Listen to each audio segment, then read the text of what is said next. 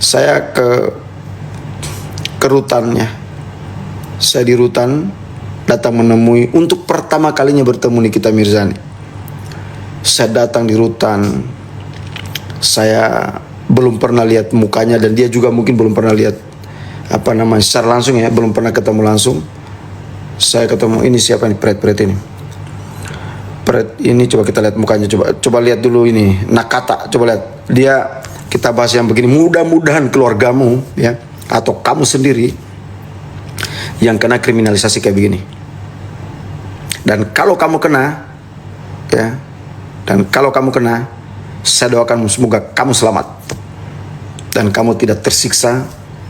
Dan teman-teman ya, saya ingin sampaikan ya, ini tensi lagi agana ini. Siapapun orang yang senang ya dengan penderitaan orang lain, ingat, saya ulangi lagi. Siapapun orang yang senang dengan penderitaan orang lain, ya, pasti susah hidupnya. Terlepas dengan kacamata. Lihat, saking semangatnya. Saya ulang. Siapapun, ya, siapapun yang senang di atas penderitaan orang lain, dia bahagia sekali, bahkan dia nyinyir, saya yakin orang itu susah hidupnya, pasti susah hidupnya. Susah hidupnya pasti. Jadi orang susah pasti. Saya percaya itu. Karena Allah itu tidak buta dan Allah itu selalu melihat kita. Oke, you know. Jadi teman-teman, kalau kamu tidak suka dengan seseorang yang sedang mendapatkan musibah, kamu berdoa semoga kamu tidak seperti itu. Ya. Ketika kamu melihat orang yang sedang kesulitan, tetapi orang yang kesulitan itu kamu benci, kamu berdoa semoga kamu tidak mendapatkan cobaan seperti itu. Enak banget kan kita hidup seperti itu. Enak kan kita hidup ya. Tapi kalau kamu lihat orang yang susah, orang yang sedang menghadapi cobaan, orang yang sedang dipenjara, meninggalkan anaknya ya, ada anak kecilnya mendapatkan cobaan di dalam penjara, kamu masih nyinyir, kamu masih senang, kamu masih seolah-olah senang sekali melihat orang susah. Saya yakin kamu pasti susah hidupmu, susah banget hidupmu. Kamu akan dapat seluruh masalah yang kamu tidak sangka-sangka arahnya. Kenapa? Karena orang yang nyinyir dan orang lain itu pasti susah hidupnya. Coba carikan di tetanggamu, cari tetanggamu siapa, orang temanmu lah, teman-teman dekatmu. Waktu kamu sekolah atau kamu kuliah atau kamu apa, kamu masih SMA, kemudian kamu kuliah. Pada saat kalian jalan pada saat itu, siapa temanmu yang suka nyinyirin orang, kamu cek sekarang, sukses atau tidak? Pasti susah hidupnya. Coba, saya tanya kalian. Ya. Setuju kan? Nah, sekarang kita kembali ke permasalahan. Ya, tadi mana tadi itu yang nyinyir tadi itu? Kabur kan dia jadinya? Kabur pasti ya. Jadi orang-orang yang komen-komen buzzer itu buzzer kejahatan itu pasti akan kabur dari live saya. Kenapa? Karena ketika dia hantam saya ajari dia dengan baik, saya didik dia dengan baik. Saya kan tidak akan marah, ya kan? Saya tidak akan marah dengan para buzzer, karena kalau marah dengan buzzer itu mungkin saja dia masih kelaparan apa semua, terus bikin komentar menyakitkan, ya mungkin karena faktor emosi dalam posisi kesulitan atau apa dan lain sebagainya. Jadi kita nggak boleh marah-marah sama buzzer ya. Gak ada untungnya. Gak ada untungnya maksudnya apa? Gak ada untungnya. Kamu yang gak punya untung, gak tahu gimana. Pak, besok lanjutkan ceritanya di rutan. Oke, sukses. Mulai dari mana tadi coba? Nah, oke, sekarang kita fokus lagi. Saya mau tanya kalian ya. Siapa yang pro Nikita Mirzani di sini? Coba. Kalian absen dulu, ya. Tulis nama Nikita Mirzani atau Niki aja, Niki. Atau yang satunya lagi, ya. Coba kalian komen mana yang paling banyak. NM sajalah, NM. Saya mau lihat mana yang pro Nikita Mirzani ini. Siapa tahu dengan live ini orang akan lihat, siapa tahu ada hakim yang memantau live saya atau JPU yang memantau live saya, kemudian dia cek, dia lihat, oh ini yang kita mau survei nih, saya mau survei siapa yang semuanya nih, semua malah ya, nggak ada. Mana buzzer tadi itu, malu nggak dia lihat banyak pendukung Nikita Mirzani kayak gini? Mana itu? Nggak ada kan, kabur itu si buzzer itu tadi mana? Nggak ada, dia malu dia kan jadinya. Ini semua yang nonton semua orang Nikita Mirzani. Oke. Jadi besok itu saya akan datang nonton di sana ya. Kita nonton sama-sama lah, nonton bareng lah, lihat, menyaksikan peradilan yang sehat. Saya mau cek apakah benar ya perlakuan itu. Jadi teman-teman ya, kenapa saya tidak dalam rangka mendukung atau tidak mendukung ya, tapi saya ingin sekali JPU itu menunjukkan kualitas terbaiknya ya di dalam persidangan itu. Kualitas terbaik yang saya maksud adalah perilakunya harus dewasa, perilakunya harus tenang ya, perilakunya harus berwibawa ya, karena jaksa penuntut umum itu adalah perwakilan negara ya, dia adalah negara yang mempertahankan hukum. Jadi kalau JPU-nya berbuat seperti kekanak-kanakan, konyol, nggak benar, itu mempermalukan negara. Nah saya ya tentunya akan mengambil satu kesimpulan yang benar-benar pasti bahwa memang situasi penegakan hukum ini perlu diperbaiki.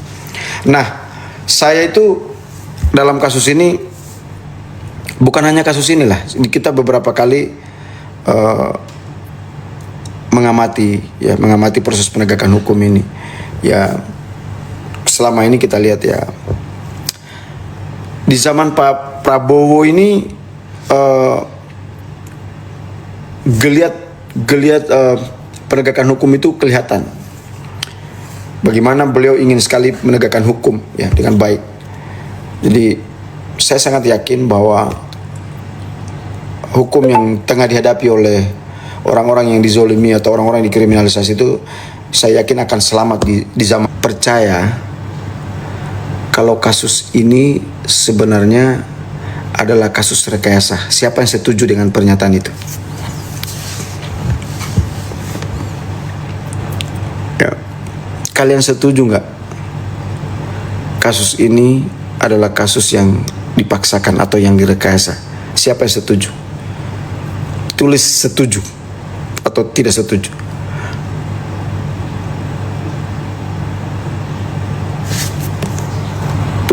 Semua setuju ini. Setuju semua. Dari 21 pas setuju semua. Tidak ada buzzer lagi, kabur lagi buzzer. Nah buzzer itu malu gak sih kalau buzzer lihat seluruh penonton ini mengatakan bahwa kasus ini adalah kasus rekayasa? Ya coba. Ini fakta ya. Ini kenyataan. Semua orang yang nonton live saya malam ini mengatakan bahwa kasus ini adalah full rekayasa. Coba.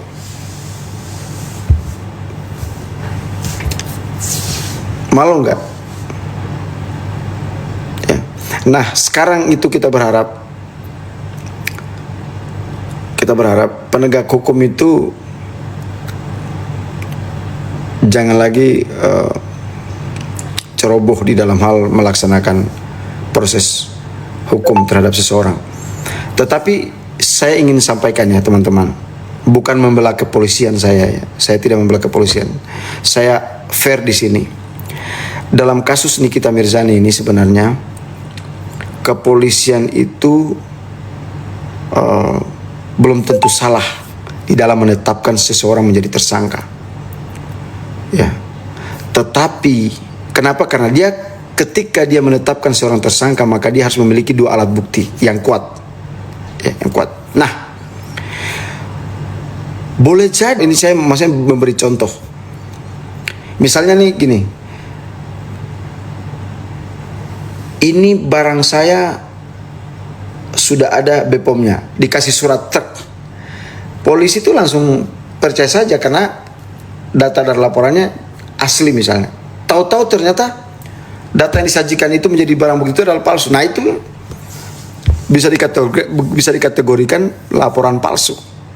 Nah, yang melapor dengan menyajikan bukti-bukti palsu ini adalah pidana. Misalnya lagi contoh. Makanya saya katakan bahwa polisi belum tentu salah. Seseorang melaporkan adanya tindak pidana pemukulan misalnya, benjol kepalanya. Misalnya, dia pemukulan katanya, lapor pemukulan. Dibawalah, dia rekayasalah saksi, dia bawa ke polisi. Pak, saya dipukul oleh si A. Ini benjol, di visum dokter memang ada benjolan. Oke. Bukti benjol ada kan?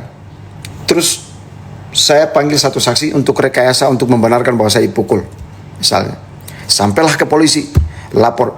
Polisi akan memproses sesuai karena ada saksi, kemudian ada bukti, maka polisi menetapkan tersangka karena dua alat bukti. Nah, yang bermasalah sekarang, jangan sampai yang melapor ini membohongi polisi, memberi laporan palsu. Ini fatal jadinya. Makanya dalam kasus ini, saya masih mencurigai ini ada laporan yang bisa saja dengan alat-alat bukti yang palsu. Bahaya nanti, pidana lagi, ya.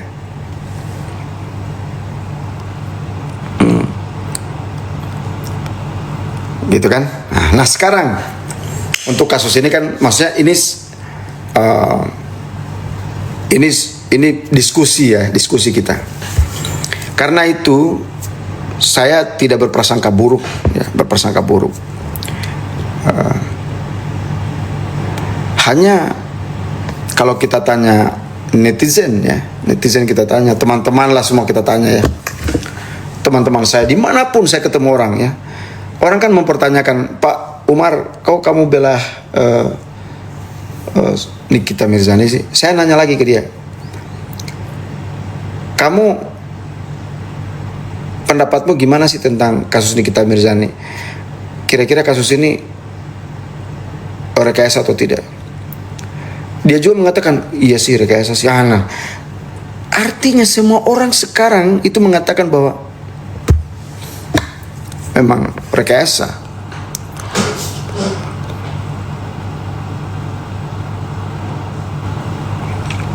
Oke.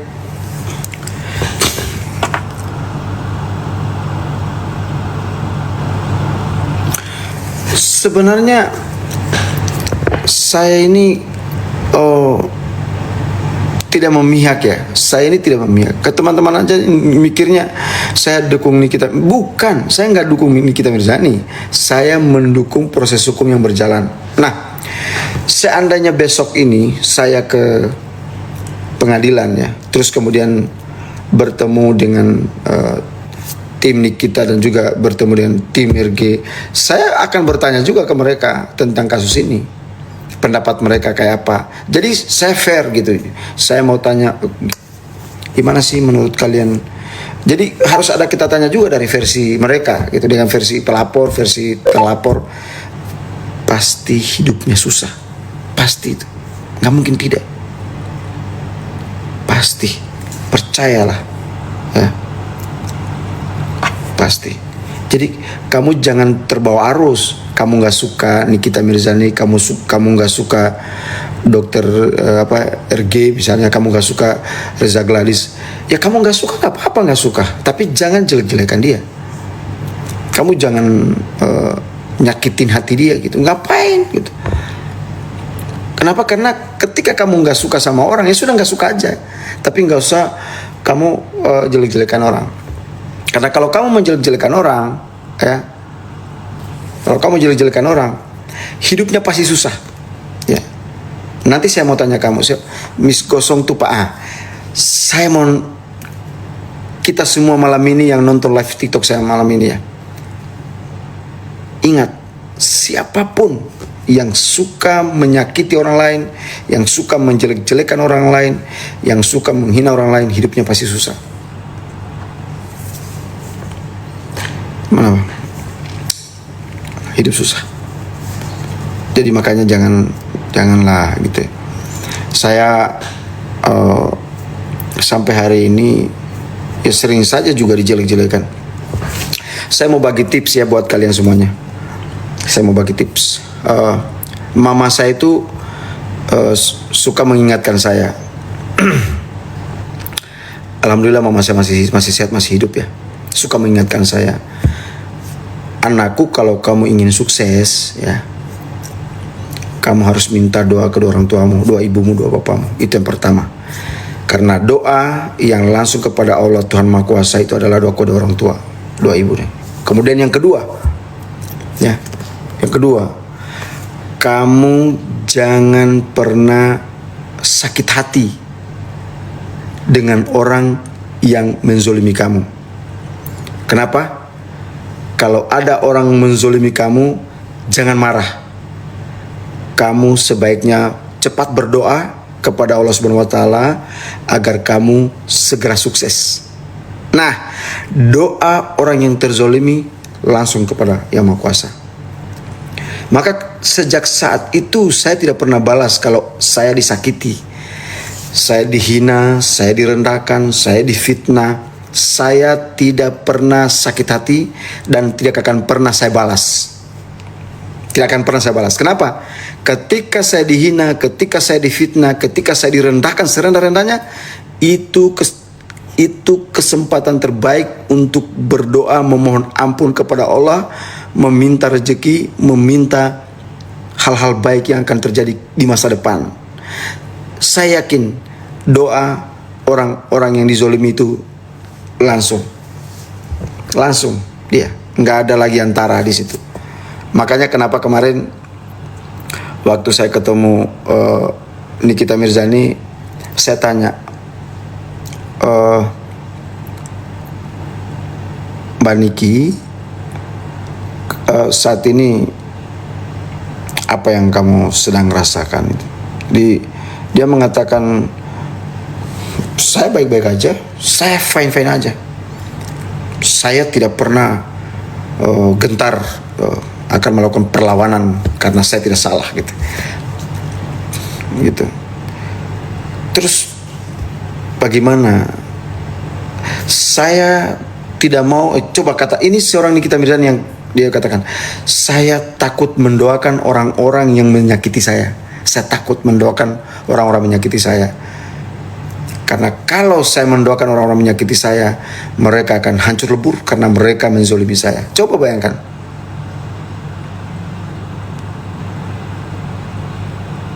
Coba bayangkan. BTW Bapak kini sudah netral sekarang, pasti ada yang negur. Ini yang keliru.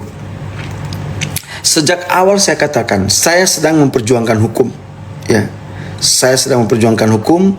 Saya tidak membela siapa-siapa. Saya memperjuangkan hukum. Kebetulan hukum yang saya perjuangkan ini menguntungkan Nikita Mirzani, gitu ya. Kenapa? Karena Nikita Mirzani yang mendapatkan kezoliman ini, gitu loh. Jadi bukan fair atau tidak fair, bukan. Saya itu begitu ya, nggak ada cerita. Nah, pejabat negara yang fans sama Nikita Mirzani, ini pernyataan siapa? Ini pasti buzzer juga sih, tapi kita ingatkan aja ya. Kita ingatkan aja. Saya mau fans sama orang ya, ngefans sama Nikita Mirzani. Saya saja baru kali itu juga lihat orang itu ya. Saya nggak ada fans. Kalau fans sama orang, saya ada fans. Saya mengidolakan satu orang. Di dalam, ya untuk artis ya, itu pun artis luar negeri, ya. Saya idola dengan Sarukan. Itu aja. Itu pun saya juga, kalau Sarukan yang mendapatkan musibah atau apa, mungkin saya juga biasa aja karena gitu. Tapi kalau untuk Nikita Mirzani enggak, saya kasihan anaknya. Coba ya, orang-orang seperti kalian ini kalian ini pasti tidak punya hati nurani. Nggak ada hati nurani kalian pasti. Karena saya yakin, karena tidak ada orang sukses yang hatinya busuk, nggak ada. Tidak ada satu orang pun yang sukses di dunia ini, ya, yang hatinya suka menyakiti orang lain.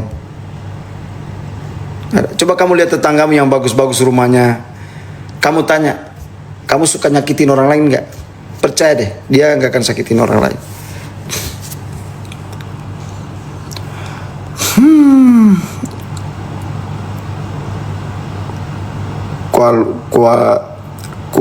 Apa nih? Kualitas DPD RI, ya kualitas DPD RI emang kayak gini, emang daripada kau nggak punya kualitas gitu. Jadi kalau orang-orang, kenapa buzzer-buzzer itu saya suka lawan gitu. Saya ingin balikan otaknya gitu. Kamu jangan suka menyakiti orang lain. Kenapa sih hidup ini selalu kamu pergunakan untuk menyakiti orang lain? Kenapa hati dan pikiran kamu serta otakmu itu kamu hanya manfaatkan untuk menyakiti hati orang lain? Apa tujuanmu jadi buzzer? Jadi budak orang? Apa tujuanmu? Kenapa kamu mempertahankan kebodohanmu, ketololanmu untuk menyakiti hati orang lain? Yang sedang kamu ingin sakiti, misalnya saya, nggak akan sakit. Kenapa? Karena saya tidak kenal kamu. Mungkin sekarang ini juga kamu masih dalam toilet, ya. Mungkin kamu lagi tidur di selokan atau lagi apa gitu, kamu ngetik terus kamu nyakiti saya, nggak akan sakit. Nggak akan sakit. Mungkin kamu sekarang ini lagi mungkin sekarang ini kamu lagi stres gitu. Gitu. Ya. Jadi coba ini kita sematkan ini orang yang lagi, gimana sih cara sematkan komentar itu? Gak tahu gimana cara sematkan. Tapi inilah komentarnya gini kualitas DPD RI. Yalah, kualitas saya jauh lebih berkualitas karena saya terpilih oleh rakyat dengan jumlah suara terbesar, ya, mengalahkan seluruh calon incumbent dan seluruh calon-calon yang lainnya. Itu kualitas terbaik saya. Itu. Dengan kualitas terbaik ini hidup saya bahagia, tenang, rajin ibadah, ya punya anak-anak yang ganteng, ya kan, anak-anak sekolah dengan baik. Saya juga membantu orang lain dengan baik, ya. Saya sehat, ya. Saya tidak sakit hati sama orang lain, ya. Saya sering menolong orang lain, ya. Saya tidak jadi buzzer, ya. Jadi lebih bahagia saya kan hidupku ketimbang kamu yang pengen sekali nyakitin orang gitu. Aduh ampun. Pak, lanjut cerita yang di Rutan. Oh ya, saya mau ceritakan ya. Kalian mungkin saya akan cerita dari awal dulu biar kalian bisa tahu perjalanan dalam waktu ketemu. Jadi tim saya yang saya minta untuk membuat surat ke presiden itu kan saya butuh beberapa data juga dari terdakwa sendiri. Saya datang ketemu sekitar jam 10 ya, saya udah sampai di Rutan. Lalu saya ditemui dengan petugas di dalam lah gitu ya. Lalu saya bertanya soal Nikita Mirzani di sana itu gimana. Oh ya, ternyata di sana itu memang pegawainya, petugasnya itu ketat gitu ya. Jadi mereka benar-benar menjalankan prosedur gitu. Bukan karena saya jadi anggota DPD terus datang di sana terus saya mendapatkan